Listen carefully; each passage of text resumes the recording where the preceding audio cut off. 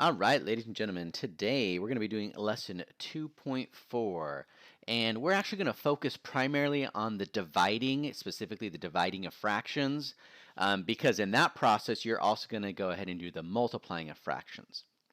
So instead of just doing them separate, going to kind of combine it and help you be awesome.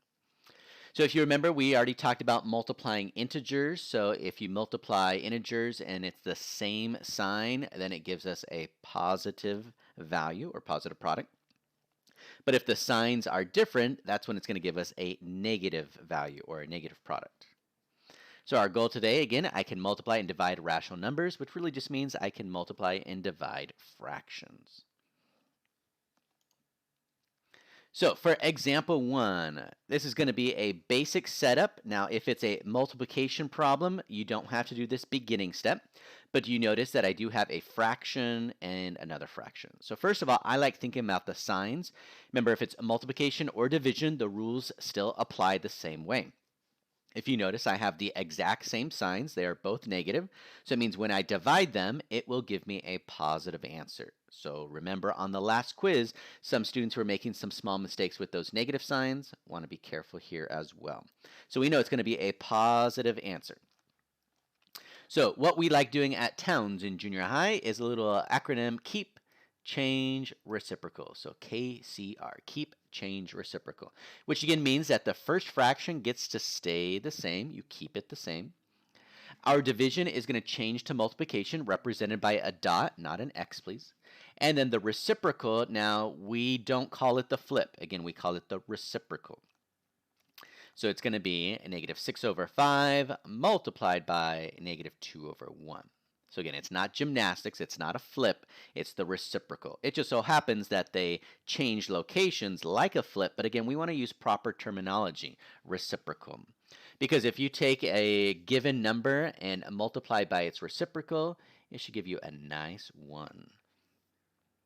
Now that I've done this, I've already confirmed, okay, negative multiplied by negative is the same thing as negative divided by negative, so I know it's a positive answer. I look for any cross-canceling. Now, I see a 6 and a 1, can't cross-cancel. I see a 2 and a 5, cannot cross-cancel. I always want to check, though. Remember how like students ask, do I have to simplify? Don't ask that question. You know you have to simplify. So we're cross-canceling will be a way of simplifying or giving smaller answers. So since I can't, I just multiply my numerator to give me a 12, multiply my denominator to give me a 5.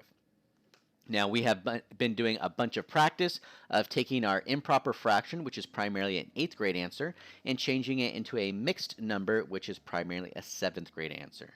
So we can go ahead and put the word or you can even put another equal sign. And again, this is the thought behind it. How many times does 5 go into 12? Well, 2 times. And then there are 2 pieces of pie left over. So it'd be 2 and 2/5. Again, if you just want to put the word or next to the 12 over 5, I'm perfectly fine with that. So again, we did the keep, change, reciprocal. And you should have actually seen this already. The only thing that's different about it now is with the negative signs. So again, it's a small adjustment from 5th, 6th grade to 7th grade. All right, just like when we were doing our adding and subtracting fractions, it's great if we have it as an improper fraction. So I'm going to ask you to go ahead and change each of these first. So we're not going to do the keep, change, reciprocal just yet. We're going to go ahead and change it into an improper fraction. So the 3 multiplies by the 9 gives me 27. Add 1 gives me 28. So I've got 28 over 3. Now remember, it's still division. Then on the second one, I have a 9 times a 3. Ooh, that's very similar. Hey, it's almost the same thing, right? But it's a 9. Okay. Now remember, on multiplying and dividing fractions, you do not need a common denominator. That's only adding, subtracting. So at the very beginning problem, or right here, we can already think about our signs. I have a positive divided by a negative. So they are not the same signs, so therefore I will get a negative answer or a negative quotient in this problem. So remember, a quotient is the answer to a division problem. But wait a minute, on our keep, change, reciprocal, it now changes into a multiplication problem. And remember, if it's already multiplication, you're not going to use the reciprocal. So on some of your homework problems, it might have multiplication. So you don't have to do any keep, change, reciprocal. It's only on the division problems. All right, now we look for cross-canceling. So I'm going to give you a moment to look at it and think about it. What can you cross-cancel? And this is a really good one.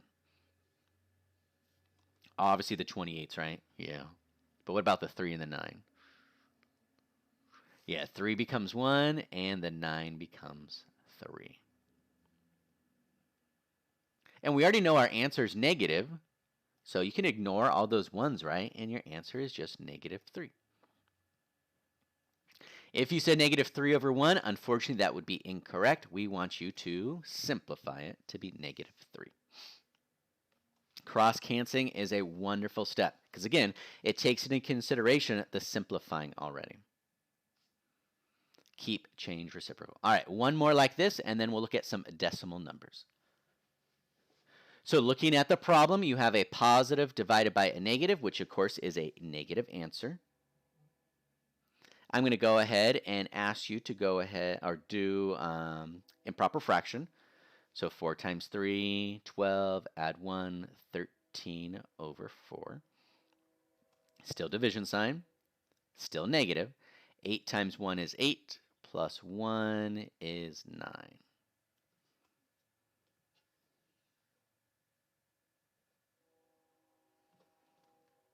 All right, we're ready? Keep, change, reciprocal. Keep the first fraction, change to multiplication, reciprocal of your second fraction. I can cross cancel. Go ahead and do that. 13 and 9, no, but definitely the 4 and the 8. So the 4 becomes a 1, 8 becomes a 2. If you can't do any more cross canceling, you're just going to go ahead and multiply your numerators and denominators. So it's going to give me a negative 26 over 9. And again, if you want to, you can just put the word or there and give me the mixed number. Or you can do the division on the side and use that to help you find the mixed number. So we know that 9 times 3 is 27. So 3 is a little bit too big, right? So, oh, that's silly. Where did it go? Let's write it.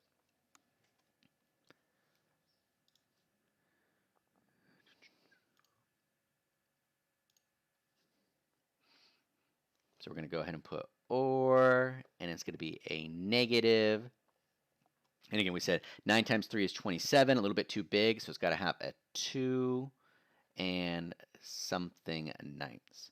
Well, 9 times 2 is 18, and you want 26, so you got to have an 8, which again is almost the 3 like we were talking about.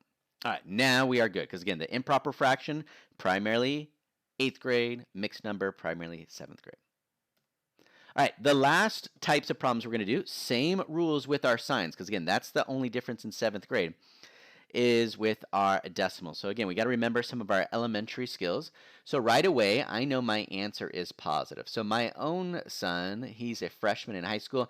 He likes reminding himself and actually putting a plus sign there, which to him represents a positive answer, which means he's already taken care of the signs and he's not going to worry about the signs anymore. You don't have to do that if you don't want to. You just know it's a positive.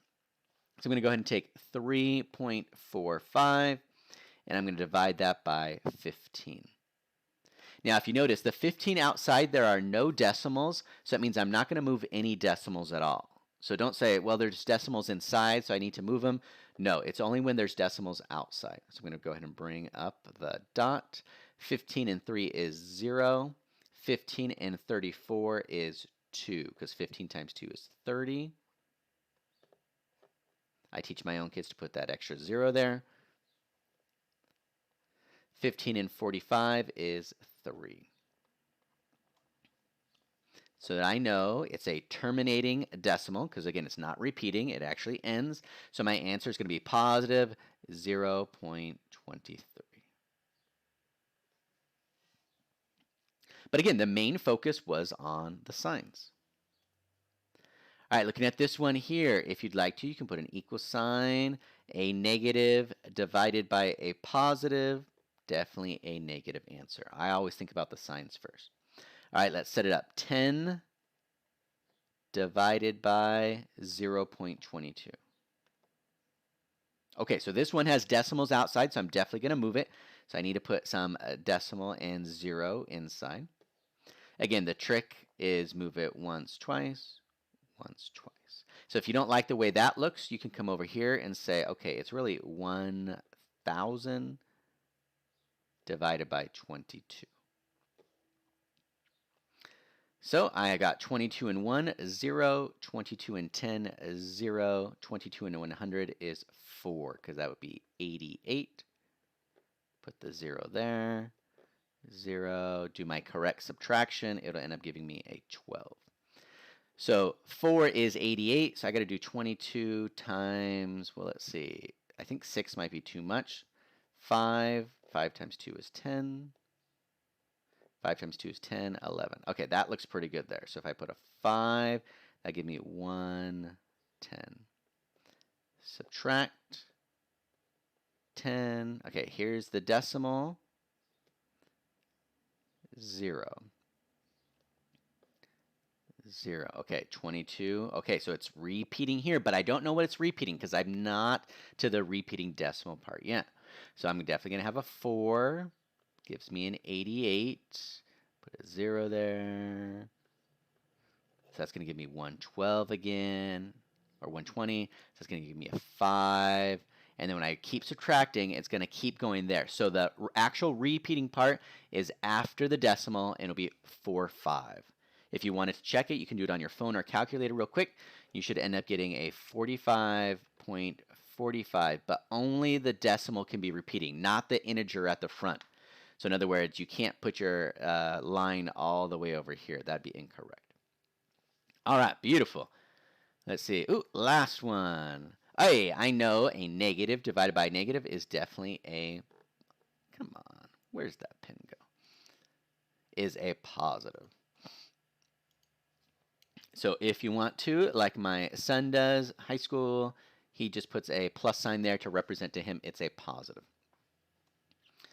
All right, we've got 12.166 divided by 1.54. So I'm going to move it 1, 2, 1, 2. I'm going to bring it over here. It is now 1216.6. And then I've got 154. All right, doesn't work, doesn't work, doesn't work. All right, 154, and I got to get pretty close to 1,216. So I'm going to just make a guess and say 10 would be too much. I'm going to try an 8. 8 times 4 is 32. 8 times 5 is 40, plus 3 is 43. 8 times 1 is 8, plus 4 is 12. Oh, just a little bit too big. So it's definitely not an 8. It would be a 7 here. Okay, so I'm going to go over here like you did elementary style. But again, I'm still cleaning it up nice and neat. 7 times 4 is 28. 7 times 5 is 35, plus 2 is 37. 7 times 1 is 7, plus 3 is 10. So that's 1078. And I'm going to put the little 0 there. So when I subtract, it gives me a 6. Can't do that. 16 subtract 8 is 8. And 20 subtract 7 is 13. Okay, so look at here. 8 was 1, 2, 3, 2. And if I add, here's a little trick. If I take 1, 2, 3, 2, which I know was from the 8, if I add another 1, 5, 4, that's really going to be multiplying by 9. So let's see what that gives me. 6, 8. Oh, look at that.